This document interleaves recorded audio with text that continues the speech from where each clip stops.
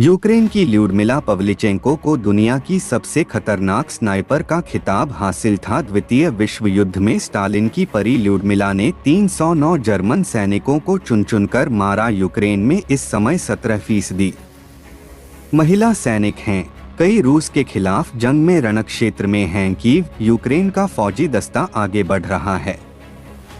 पीछे से ली गई तस्वीर में नजरें सूरजमुखी के पीले और एक नीले फूल पर अटक जा रही हैं। महिला सैनिक के जूड़े पर वे गुंथे हैं। सूरजमुखी के फूल में यूक्रेन की रूह बसती है। यह राष्ट्रीय पुष्प है, जैसा हमारा कमल। सूरजमुखी के पीलेपन में नीला रंग घुलकर यूक्रेन बनाता है। सूरजमुखी के इन फूलों पर अब बारूद की मोटी परत जमी है। यूक्रेन एक हारी हुई जंग लड़ रहा है, पर बड़ी दिलेरी से लड़ रहा है। यूक्रेन और रूस के नक्शे को आप देखेंगे तो इसे समझ पाएंगे। दुनिया के नक्शे पर एक चींटी जैसा देश ताकत में मदमस्त हाथी लड़ रहा है। बच्चे रूसी सैनिकों के आगे मुट्ठियां भींच रहे हैं। महिलाएं भी मोर्चे हैं। यूक्रेन की सेना में करीब 17% महिलाएं हैं।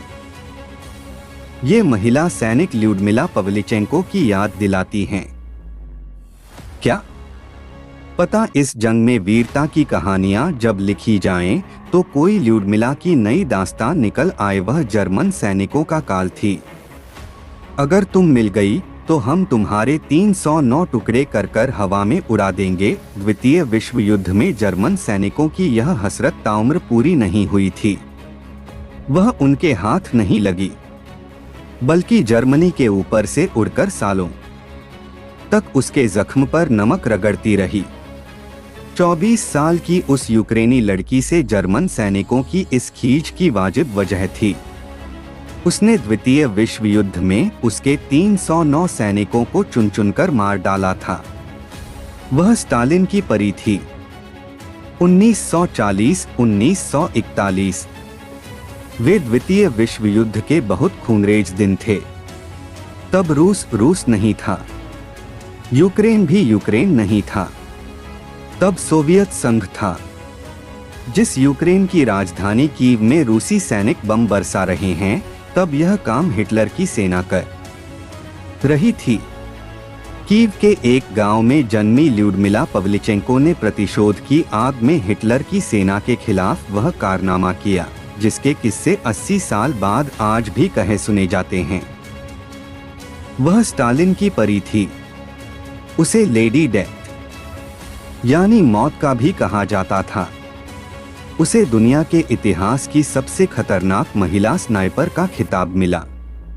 द्वितीय विश्व युद्ध में बारूद के बादल जब छंटे तो दुनिया ने उसे न जाने किन किन नामों से पुकारा। भारत में जैसा कट्टा है, उसी तरह 19वीं सदी के शुरुआत में सोवियत संघ में TOZ-8 22 कैलिबर टारगेट राइफल का रुतबा था। कोई क्लब या कस्बा नहीं था जहां यह नहीं थी। यूक्रेन के क्लबों में इसका इस्तेमाल आम था। तब खेल के लिए यह इस्तेमाल होती थी। निशानेबाजों के शौकीन पहला पाठ इस राइफल से सीखते। ल्यूडमिला की जिंदगी भी इसने बदल डाली। उसे शूटिंग का चस्का था, लेकिन निशाना लगाना उसने इससे सीखा। ल्यूडमिला पवलिचेंको ने निशानेबाजी के साथ ही संस्मरण लिखने की आदत थी। समय मिल जाता तो छोटे छोटे नोट्स की शक्ल वह इन्हें लिखा करती। किसी एक नोट में उन्होंने लिखा भी है कि बंदूक उठाने वाले के पास पेन कॉपी का वक्त होता कहाँ है। ये संस्मरण ल्यूडमिला की आत्मकथा की शक्ल में सामने आई। इसमें है ल्यूडमिला के स्नाइपर बनने की दास्तां और 309 जर्मनी सैनिकों को उड़ाने की हैरतअंगेज कहानी है। 15 साल की उम्र में मां बनी। अपने संस्मरण में ल्यूडमिला ने 15 साल की उम्र में उस इश्क की जिक्र है जिससे वह एक बच्चे की मां बनी। शादी हुई पर वह चली नहीं। उन्होंने लिखा, पीछे देखूं तो यह कुछ वैसा ही था। जैसे दुनिया खत्म हो गई हो। जीने का मकसद कहीं खो गया था, जैसे जीवन चलाने के लिए ल्यूडमिला हथियार फैक्ट्री में काम किया। निशानेबाजी के शौकीन ने उन्हें स्नाइपर स्कूल और फिर सोवियत संघ की रेड आर्मी की 25वीं राइफल डिवीजन तक पहुंचाया। सोवियत संघ पर हिटलर का हमला। जून 1941 में हिटलर ने सोवियत संघ पर ऑपरेशन बारबारोसा के जरिए हमला किया। करीब 6-7 हफ्तों के बाद 8 अगस्त 1941 को ल्यूडमिला को स्नाइपर के तौर पर मौका मिला। इसकी कहानी भी दिलचस्प है। भरोसा जीतने के लिए उन्हें 2 जर्मन और रोमानियाई सैनिकों का शिकार करना था। ल्यूडमिला ने इसका बड़ा रोचक जिक्र किया है। वह लिखती हैं, मैंने अपना पहला शिकार 3री गोली और फिर दूसरा शिकार 4थी गोली से किया। 17 गोलियों से मारे 16 जर्मन सैनिक। ल्यूडमिला के संस्मरण में ओदेसा और सेवेतोवोल के रणक्षेत्र के दिनों जिक्र है। युद्ध कितना क्रूर होता है, इसमें इसकी तस्वीर है। ल्यूडमिला ने लिखा है कि जर्मन सैनिकों को दहलाने के लिए कैसे वह पेट में गोली मार दिया करती थीं।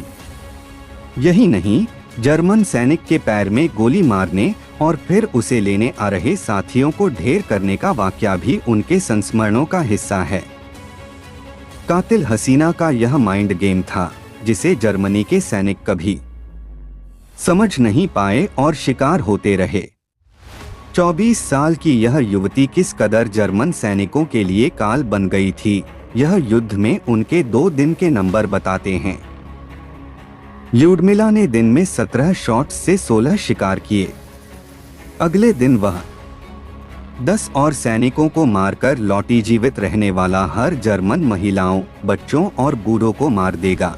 इसलिए एक नाजी को मार मैंने कई जानें बचाईं। ल्यूडमिला रूसी की सेना ने द्वितीय विश्व युद्ध में कितने जर्मन सैनिकों के मारा, इसका कोई ठीक आंकड़ा नहीं है, लेकिन स्नाइपर स्कूल से निकली 2000 महिला स्नाइपर्स ने मिलकर 12,000 जर्मन सैनिकों को काम तमाम किया, ऐसा माना जाता है।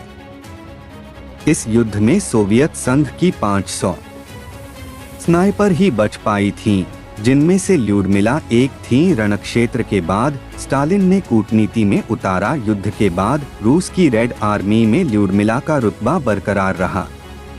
1942 से 1945 के दौरान उसकी तस्वीरों वाले 1 lakh poster Soviet German front पर तैनात सैनिकों का जोश बढ़ाने के लिए बंटवाए गए। इन पर ल्यूडमिला का प्रेरक वाक्य लिखा होता था, दुश्मन को गोली से उड़ा दो, चूको मत। युद्ध क्षेत्र के बाद स्टालिन ने उन्हें कूटनीति के मैदान में उतारा। अमेरिका समेत कई मुल्कों का उन्होंने दौरा किया। ल्यूडमिला व्हाइट हाउस में गईं। वह पहली सोवियत महिला थीं जिसे राष्ट्रपति फ्रैंकलिन रूजवेल्ट ने अगवानी की। अमेरिका की यात्रा के दौरान रूजवेल्ट की पत्नी एलेनोर रूजवेल्ट ने उनकी इतनी गहरी दोस्ती हो गई कि उन्हें वहीं रोक लेने की वह आखिरी समय तक कोशिश करती रहीं, लेकिन वह नहीं रुकी। हालांकि ल्यूडमिला को लेकर इस तरह की खबरें भी उड़ती रहीं कि सोवियत संघ ने उन्हें प्रोपेगेंड का हिस्सा बनाया। स्नाइपर के तौर पर उनकी कामयाबी को बढ़ा चढ़ाकर पेश किया गया। द्वितीय विश्व युद्ध के बाद वह काफी समय तक सोवियत नौसेना के रिसर्च इंस्टीट्यूट से जुड़ी रहीं। 1953 में मेजर रैंक से रिटायर हुई। हीरो ऑफ सोवियत यूनियन का सबसे बड़ा सम्मान उन्हें मिला। हालांकि रणक्षेत्र में सिर में लगी चोटों से वह ताउम्र जूझती रहीं। अक्टूबर 1974 को 58 साल की उम्र में उनका निधन हो गया। सोवियत संघ ने पूरे सैनिक सम्मान से उनका अंतिम संस्कार किया। उनकी मौत के बाद जहाज को उसका नाम दे दिया गया। Russia Ukraine war. रूसी राष्ट्रपति व्लादिमीर पुतिन यूक्रेन की राजधानी कीव को कुचलने के मूड में हैं। सैटेलाइट तस्वीरों के मुताबिक 40 मील लंबा सैन्य काफिला कीव की तरफ कूच कर गया है। अगर बेलारूस में बात नहीं बनी तो कीव में भारी तबाही मच सकती है। बड़ा सवाल ये भी है, क्या अमेरिका इस भीषण अटैक को रोकने के लिए पोलैंड, जर्मनी में तैनात जंगी विमानों को जेलेंस्की की मदद के लिए भेजेगा? क्योंकि इस संकट के जड़ में भी वही है। हाइलाइट्स, यूक्रेन की राजधानी कीव पर रूस भीषण हमला करने वाला है। इस बीच अमेरिका की लाचारी की चर्चा पूरी दुनिया में हो रही है। आज अमेरिका को जो हालत है उसके लिए रिचर्ड निक्सन जिम्मेदार हैं। रिचर्ड निक्सन चीन के पीएम झाओ एन लाई के साथ जिम्नास्टिक का मजा लेते हुए चीन नई सदी में अमेरिका का इस्तेमाल कर उसे ही पीछे छोड़ने की नीति पर बदस्तूर आगे बढ़ता रहा। सिर्फ आर्थिक मोर्चे पर ही नहीं बल्कि सैन्य ताकत के बूते भी। दक्षिण चीन सागर और हिंद महासागर में ताकत बढ़ाकर उसने यूरोप और अमेरिका के बीच भी दरार पैदा कर दी। ऑस्ट्रेलिया ने फ्रांस के साथ पनडुब्बी समझौता रद्द कर दिया। अब ये ठेका अमेरिका को मिल गया है। चीन के खिलाफ अमेरिका, ऑस्ट्रेलिया और इंग्लैंड के गुटबंदी यानी ऑकूस ने अमेरिका फ्रांस के बीच रिश्तों में कड़वाहट पैदा कर दी है। चीन के पैंतरेबाजी किस तरह काम कर रही है, इसे समझना मुश्किल नहीं है। इन सब के बीच वो ताइवान पर 1972 में खींची लकीर पर कायम है। बीच बीच में उसके लड़ाकू जेट ताइवान एयर स्पेस में घुसते रहते हैं। हैरानी इस बात में है कि पिछले 30 वर्षों में अमेरिका ये क्यों नहीं समझ पाया कि मार्क्सवादी लेनिनवादी सोच वाले दोनों देश कभी इतने करीब भी आ सकते हैं। 4 फरवरी को यही हो गया। अमेरिका के खिलाफ रूस और चीन ने ऐसा समझौता किया है मानो कसम खा ली हो। रूस ने वन चाइना पॉलिसी को पूरी तरह मान लिया है। मतलब रूस अब मानता है कि ताइवान मेनलैंड चाइना का हिस्सा है। चीन चाहे तो हमला कर उसे मिला सकता है। दोनों देशों ने राष्ट्रीय एकता और संप्रभुता पर किसी भी बाहरी देश के हस्तक्षेप को बर्दाश्त नहीं करने का संकल्प लिया है। इसी समझौते के 23 दिनों बाद पुतिन ने यूक्रेन पर हमला कर दिया तो दोस्ती निभाने की बारी चीन की थी। उसने रूस के खिलाफ वोट करने से इनकार कर दिया। भारत और संयुक्त अरब अमीरात ने भी ऐसा ही किया है। हमारे लिए रूस के साथ द्विपक्षीय रिश्ते ज्यादा अहम हैं। इसलिए भारत का न चाहकर भी चीन के साथ दिखाई देना भी अमेरिका की ही विफलता है, जिसके बीज 1972 में पड़े थे। यूक्रेन वॉर, रूस और यूक्रेन के बीच चल रहे युद्ध के बीच में राष्ट्रपति व्लादिमीर पुतिन ने अपने परमाणु यूनिट्स को अलर्ट करने का आदेश जारी कर दिया है। पुतिन के अलर्ट के बाद दुनिया में परमाणु युद्ध का खतरा बढ़ने का अंदेशा हो गया है। हालांकि एक्सपर्ट इसे रूस का केवल एक दाव मान रहे हैं। हाइलाइट्स, रूस यूक्रेन युद्ध के बीच मास्को ने परमाणु बल को डोट अलर्ट कर दिया है। विशेषज्ञ इसे नाटो, अमेरिका पर रूस के दबाव के तौर पर देख रहे हैं। रूसी सैनिक यूक्रेन की राजधानी कीव में पहुंच चुकी है। कैसे काम करता है यह कमांड? शांति काल में परमाणु हथियार बल को इस तरह के अलर्ट पर नहीं रखा जाता है। ये बल इस दौरान लॉन्च करने वाले सर्किट को डिस्कनेक्ट कर देते हैं। लेकिन अगर इन्हें या रूस को लगता है कि उन पर कोई हमला हो सकता है या होने का खतरा है, तो उस स्थिति में सर्किट को तार से फिर से कनेक्ट कर दिया जाता है। जब भी लॉन्च ऑर्डर आएगा ये तुरंत हमला कर सकते हैं। एक बार शुरुआती कमांड जारी कर दिया जाता है तो सिस्टम इस पर एक्टिव हो जाएगा। इस स्थिति में सिस्टम तभी हमला करेगा जब उसे लगेगा कि रूसी क्षेत्र में परमाणु हमला हुआ है या धमाका हुआ है। परमाणु बल को अलर्ट करने का ये मतलब नहीं होता है कि वह पहले हमला करेगा, यानी रूस पहले हमले की तैयारी नहीं कर रहा है। यह पहले हमला तभी करेगा या जब ऐसी कोई चेतावनी उसे मिलती है। क्या पहले भी हुआ है ऐसा? जहां तक इस तरह के अलर्ट का सवाल, तो ऐसा पहले कभी दिखा नहीं है। परमाणु हथियारों की होड़ के दौरान या शीत युद्ध के दौरान कभी भी परमाणु बल को इस तरह से अलर्ट नहीं किया गया था। ऐसे में दुनिया ने पहली बार इस तरह का अलर्ट देखा है। रूस अमेरिका के पास कितने परमाणु हथियार, जिस तरह से रूस ने परमाणु बल को अलर्ट मोड में किया है, उससे साफ पता चलता है कि परमाणु हथियार बीतते वक्त के साथ दुनिया में शक्ति संतुलन को बदलने की क्षमता रखता है।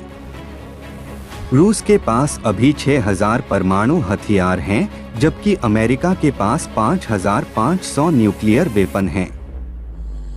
ये हथियार अगर इस्तेमाल हो जाएं,